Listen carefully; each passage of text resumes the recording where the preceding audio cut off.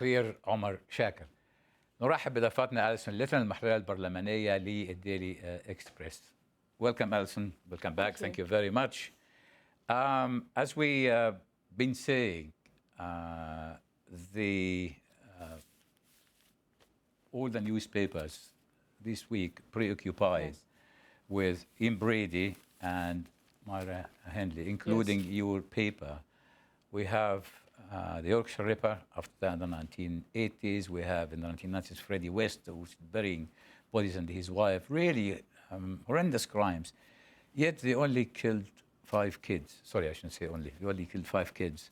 And why are we still obsessed with them 60 years later? You're right, we are. It's one of the most notorious crimes ever. I think a lot of it's to do you think, with the photographs that we have of them? They've become, the phrase that's most often used is iconic. These black and white, very striking portraits, really, of these two, him and Myra Hindley. Those cold eyes stares, the baby-faced killer. I think that is part of it. Something that struck me, actually, this week, the headlines were so strong, weren't they? Nobody was giving them the benefit of any doubt at all for their of any crimes. Nobody was trying to excuse them at all. Was because we are very clear in these ambiguous times when none of us is sure a lot of the time whether we're doing the right thing or not. We know that what they did was evil. Yeah, it's definite. And also, children were not that exposed in the 60s as the generation is now. I think the shock value of it in the 60s as well. And dare I say, maybe a little bit, and yes, I'm sorry, you're pointing to... I'm talking about sort of Keith Bennett, the child who actually never revealed where his... terrible cruelty of it. I know. But you see, there was a tweet by Nigel Evans, say, on this hoo-ha about Brady, let's not forget his victim, Keith Bennett. I think in the 1960s, when they were committing these awful crimes as well, I mean, I'm not old enough to remember when it happened, there was a slight glamour about some of these crimes. Do you remember the Cray twins? They were gangsters. They did appalling things, but they became celebrities. People got a thrill out of mixing with them. I actually remember subbing the story. I didn't actually write it. I remember subbing it during the last funeral of the Grays. Yes. And the instruction to me was to rewrite it in a mafia style. Oh, wonderful. That's very creative. I like the idea of that. Yeah, but going back to the whole sort of idea of this, how did you handle it in the Express? How did the Express cover it? Just like the rest? Our focus, the day after, we had a story about how much it had cost the state to keep Ian Brady alive, really, to keep him in jail for, was it 50 years? Yeah. I think one of my colleagues totted up the cost of the jail time. It was noted that he missed the death penalty, by 4 weeks. Britain abolished the death penalty, he would have been hanged. Otherwise, that's one way we did it. Actually, my local pub was the pub of the last woman hanged in Britain. Ruth Ellis? Ruth Ellis. Yes. Okay, it's called the Magdala. And you can still see the bullet holes in the wall, which she shot her boyfriend. Shot her boyfriend, yes. Yeah. Actually, I must show our viewers. I'll take pictures. You are living in the demi-monde there, Adele, obviously. No. But this is actually the picture that we were talking about. Yes. You know, that's. And I think also it was the fact that they were partners in crime, a man and woman. I think there's fascination in that as well. You have the creativity. You have Mr. and Mrs. Macbeth, of course. That's it. Bonnie and Clyde. The movie came black and white. I think there's a certain fascination, and particularly also when a woman has been involved in carrying out a hideous violence, particularly against children. It's so against our expectations. Are we? We are. Forgive us, but we are fascinated, aren't we? But I'm surprised. I won't be surprised if I see the odd letter in the Times from a vicar, blaming us journalists, blaming the media for that. Are we guilty of what? No. I mean, of course I'm not. I'm an old hack. Is the media guilty of glamorising? Yeah, because some people would say, "Why you journalists focus on this one?" I'm not the victims. Not the victims. Yes, yeah, I think yes. I think sometimes we are. But isn't that what people wanted to read?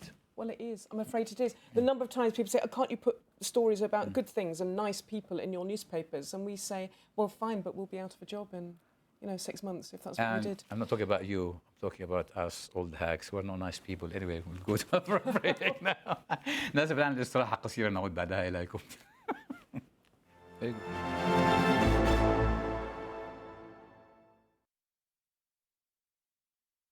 حكاية المخدرات والكلام ده كله هنبحثها بالعودة إلى ضيفتنا Alison Little. Come back, Alison, listen. See, every election we were waiting for the Mrs Duffy moment, and Boris did it. I'm afraid I think we're still waiting for the Mrs Duffy moment. It's I going to think happen. we're going to have to go a very long way to beat the Mrs Duffy Yeah. moment, because it was so wonderful. I remember it so clearly. If you're a journalist, it was so wonderful. If you were him, it was terrible.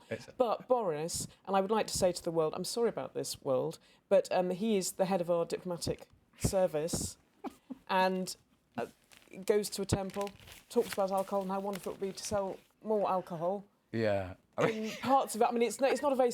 I think there are complications. It's some Sikhs don't drink, and some kinds of Sikhs don't drink, and so on.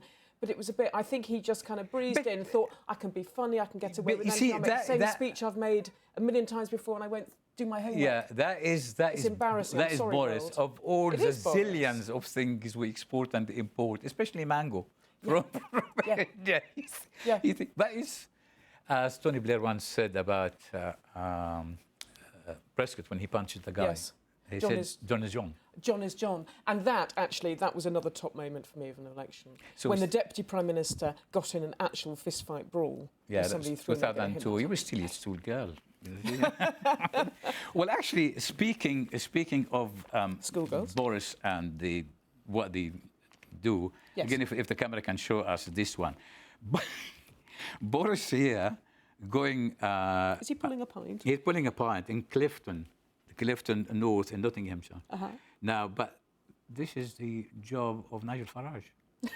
Oh, well, Nigel Farage is not standing this election, so somebody's got to step up. And Boris has obviously said, all right, chaps, I'll do it. Okay, so the Sikh temple was the day after. You think he still had a hangover? I don't want to get sued. I don't want to say he looks like a man who could sort of sink a few pints without getting hungover. He's quite well built, our Boris. Meanwhile, Nottinghamshire, the Prime Minister goes to, and Sikh, because Sikh child, goes to primary school. She doesn't look too bright, is it? Oh, I think this is unfair. I think even you, if the camera catches us at the wrong moment, we're not going to look great. I know, are we? but, you and know. then the picture desk in what has been actually quite a controlled campaign so far, hasn't it? But if I you're think the picture desk decided they'd have a bit of fun. If you're And a here's teacher, picture wouldn't you of tell her to pay looking a attention? bit- She's looking very keen. She's looking very keen, as if she's paying enormous attention. Actually, Well, I don't know if the kids are enjoying it or not. It's hard to tell. Well, I think the kids are ignoring her. It's just like... It's more interesting than their usual lesson, I expect. It's, do you remember Michael Gove sitting in the naughty chair when he's literature with the kids? We'll show it to the audience later. Speaking of what, it's probably to do with the manifestos. It's preparation for the manifesto, which launched on Thursday. Yes. Have you seen how the Conservatives are pinching ideas which people usually associate with socialists? Yes. Yes, it is amazing, isn't it? We've got their big pitch on Sunday for Monday's papers, what workers' rights. Yes. In their manifesto just published, they're saying, I think in terms, we do not believe in unrestricted free markets. There's, what's the other measures? Doesn't measure, it's just workers' rights, reducing the attacking us pensioners. I'm furious with them. Actually, speaking of manifesto, our friend, it's in your stablemate paper, the Daily Star, Pat Wooding, actually tweeted this morning. No, it's on Facebook. She said she's fed up of people sending her manifesto. Where is Womanfesto? I love Pat. She's a great woman. But I mean, it's an old one, but a good one, you might say. But you see, but it becomes less potent. I think that sort of old-style feminist attack when the Prime Minister presenting the manifesto is a woman. A woman. Okay, right. What would be? I mean, spinning from the theme of last week and boys' jobs, girls' jobs. Yes. What would be your manifesto be? Oh, my manifesto. I'm going to go all Miss World about it. I think just a sort of serious stuff about equality and equal pay and equal respect and kind of all that sort of thing. Shoe allowance, obviously. Nothing to do with who lives the toilet seat up or down, no? I don't think the state needs to get involved in our bathrooms. Well, it's involving taking the rubbish out. Let's actually, I'll show you the final actually item we're going to have. يعني هنا طبعا إيه ختاما تذكرون. I have to stop here a little bit. Can I? Because I can't find today's paper. Now, what are you looking for? Today's Which paper. Jeremy the. Oh, Jeremy the snail is in the Telegraph. Snail. Yeah. Telegraph. I know, but where is it? Right. Oh, Thursday Telegraph. Here we go. Yeah. But I got Can I busy. help? Yeah, I got busy. I love with- Jeremy the snail. I Yeah, love it's a great great. story. It's a sad story. Ah, here it is. That's it. Ismail, where shall I go from?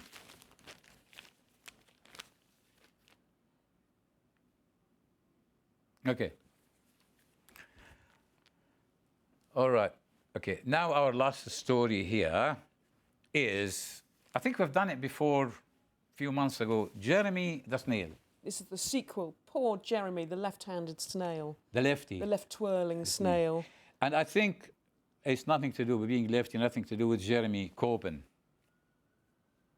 Because, it's just to explain to the viewers, the shell, The shell. right side and left side, so he cannot It's very unusual. consummate his marriage. Exactly. Its bits are on the wrong side. Ah, So they put out a call to find mates, right. and they found not one but two. Ah, And then is that a polygamy? This is what.